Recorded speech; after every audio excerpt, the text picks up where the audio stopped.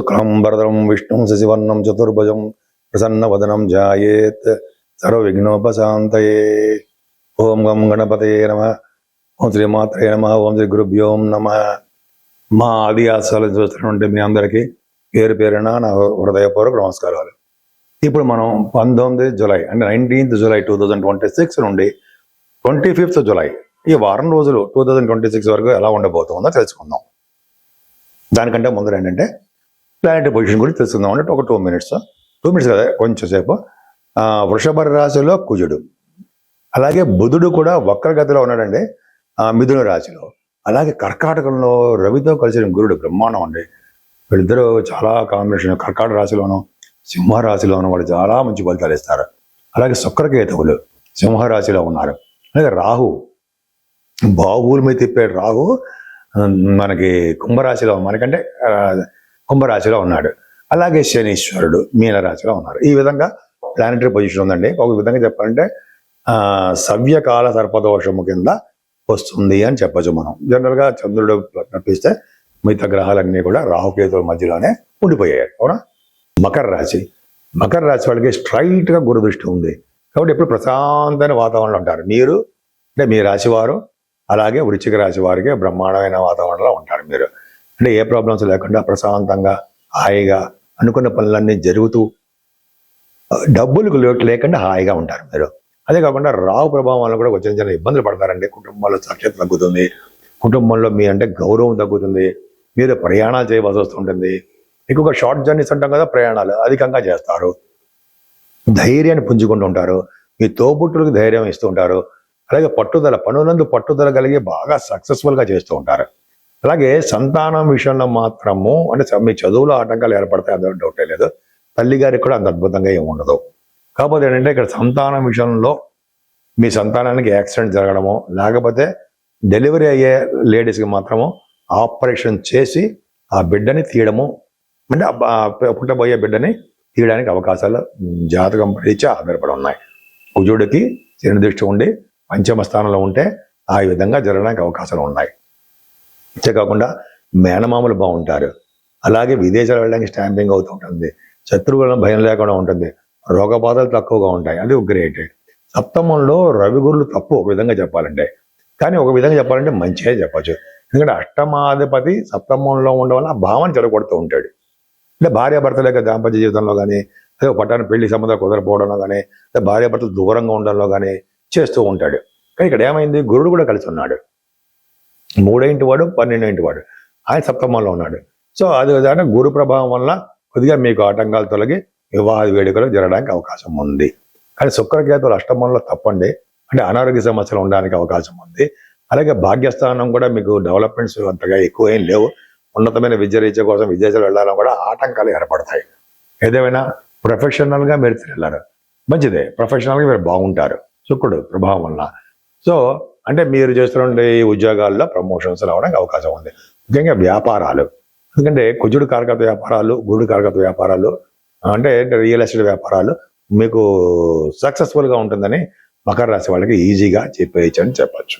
నేను మీ వాడ్రేవ్ ఆదినారాయణరావు, డాక్టర్ వాడ్రేవ్ ఆదినారాయణరావు. మీ జాతకాలు చూపించుకోవాలనుకుంటే ప్రతిసారి చెప్పినట్టుగానే మీ date of birth, time of birth, place of birth ముఖ్యంగా ఉండాలండి. ఎందుకంటే చాలా మంది ఫోన్ చేస్తున్నారు ఏంటంటే వాళ్ళకి ఉద్యోగాలు లేవనో, విదేశాల్లో ఉంటూ వాళ్ళకి వీసా లేదనో, వీసా లేకపోతే ఉద్యోగం కూడా పైసా రాదుట, అంటే ఉద్యోగం ఉండమని అక్కడ ఆ కంట్రీలో ఉండడానికి అవకాశాలు లేవని కొంతమంది నాకు ఫోన్ చేస్తుంటారు. వాళ్ళు పర్టికులర్ డేట్స్లో వస్తూ ఉంటాయని చెప్తాను, నిజంగా జరుగుతూనే ఉంటాయనుకోండి, అది వేరే విషయము. అలాగే మీ ఉద్యోగంలో మీ జాతకంలో కరెక్ట్గా ఏం కావాలి అనేది కూడా ప్రస్ఫుటంగా కనిపిస్తుంది. ఆల్మోస్ట్ 1/2 hour వరకు క్లియర్గా అన్ని మొత్తం జాతకం కూలంకుషంగా మీరు అడగనివి అన్ని పాయింట్లు ఉంటాయి. మేము సాటిస్ఫై చేస్తుంటాం జాతకంలో. అది పర్ఫెక్ట్. చాలా మంది అడగని చెప్తారు. సరే, అది పక్క పెడితే మీకు వాస్తు రీత్యా కూడా కొన్ని ప్రాబ్లమ్స్ సందేహాలు ఉంటాయి. అంటే నా పేరు ఇది పలానా, నేను ఏ దిక్కున నివసిస్తే అంటే ఉంటే ఆ ఇంట్లో కలిసి వస్తుంది అని మనం అనుకుంటాం కదండి. నేను కూడా అనుకుంటూ ఉంటాను, మనం ఏడు పడమర తూర్ప అనుకుంటూ ఉంటాం కదా.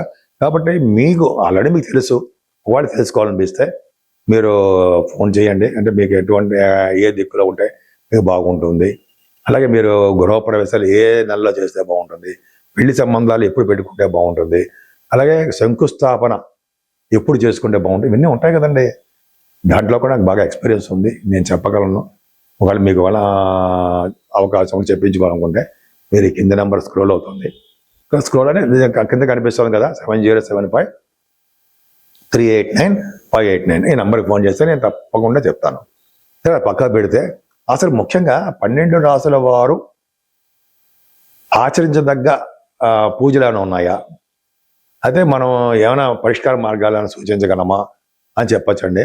మన లిమిట్స్లోనే, అంటే మన డబ్బులు ఉన్న పరిధిలోనే చిన్న చిన్న పరిష్కార మార్గాల గురించి చెప్పుకుందాం. ముఖ్యంగా అన్ని రాశుల వారికి నెలంతా కూడా ఆషాఢ మాసం. ఆషాఢ మాసంలో మంచి శుభకార్యాలు ఏమీ ఉండవు, కాబట్టి దైవారాధన దేవతారాధన ఎక్కువ చేసుకోవాలి, దైవ చింతన ఎక్కువ ఉండాలి. ముఖ్యంగా 25వ తారీఖునే తొలి ఏకాదశి వస్తుంది. ఆ రోజు చాలా చాలా అద్భుతమైన ఏకాదశి అన్నది. ఆ ఏకాదశి పూట విష్ణువుని ఆరాధించాలట. విష్ణువుని ఆరాధించడం, విష్ణు సహస్రనామాలు చేసుకోవడం, విష్ణువుకి తులసి దళాలతోటి, మల్లె పువ్వులతోటి, మారేడు దళాలతోటి పూజించడం సర్వదా శ్రేష్టం. విష్ణువుని పూజించాలి, అలాగే శివుడిని అభిషేకించాలి, విష్ణువుని కీర్తించాలి. పూజించాలంటే కీర్తించాలి విష్ణువుని. అంటే 108 నామాలు అంటుంటాం కదా, అలాగా అదొకటి. విష్ణు సహస్రనామాలు, అలాగే ఆయన్ని ఎక్కువగా మనం కీర్తిస్తూ ఉండాలి ఆ విష్ణువుని. తొలి ఏకాదశి కూడా అందుకని దాని వలన మన దగ్గరికి అంటే జనరల్గా మనం అంటాం కదా, యమభటులు దగ్గరికి రారు అంటాం కదా, యమభటులు దగ్గరకు రారు. ఎవరైతే తొలి ఏకాదశి పూట ఉపవాసం ఉంటారంటే దశమ పూట భోజనం చేసి, దశమ పూట నుంచి ఈవినింగ్ నుంచి ఉంది అంటే భోజనం చేయకుండా సాత్వికంగా ఆహారం తీసుకొని టిఫిన్ చేసి తర్వాత ఏకాదశి పూట ఉపవాసం ఉండి ద్వాదశి గడియల్లోనే దాన్ని పారాయణం చేస్తారో వాళ్ళకి ఏకాదశి వ్రతం ఫలం దక్కుతుంది, విష్ణువు యొక్క సంపూర్ణమైన అనుగ్రహం కలుగుతుంది. అంతేకాకుండా యమభటులు మన దగ్గరే రారు. అంతేకాకుండా ఈ ఏకాదశి పూటనే శివుడి ఆరాధన చేయాలి, శివాభిషేకాలు బ్రహ్మాండంగా చేసుకోవాలి. శివుడికి మారేడు దళాలతోటి, మల్లె పువ్వులతోటి చేయడము, అభిషేకాలు మనకు తెలుసు కదా, అభిషేకాలు చేసుకోవడం అనేది చేసుకున్న తర్వాత అలంకరించడం, ఆయనకి స్వామిని కూడా విష్ణు అదే శివుడిని కూడా మల్లె పువ్వులతోటి అలాగే మారేడు దళాలతో పూజించడం వలన సకల శుభాలు కలుగుతాయి. మారేడు దళాలతో పూజించడం వలన ఐశ్వర్య ప్రాప్తి కలుగుతుంది. మల్లె పువ్వులతో పూజించడం వలన భార్యాభర్తల యొక్క అనురాగ దాంపత్య జీవితము, లేటుగా మ్యారేజ్ అయిన వాళ్ళు, వివాహం కాని వాళ్ళందరూ కూడా వివాహం అవ్వడం కూడా మల్లెపూలతో, శివుడిని మల్లెపూలతో పూజించిన వారికి భార్యాభర్తల యొక్క బంధం గట్టిపడుతుంది అని తెలుస్తుంది, శాస్త్రం చెప్తోంది.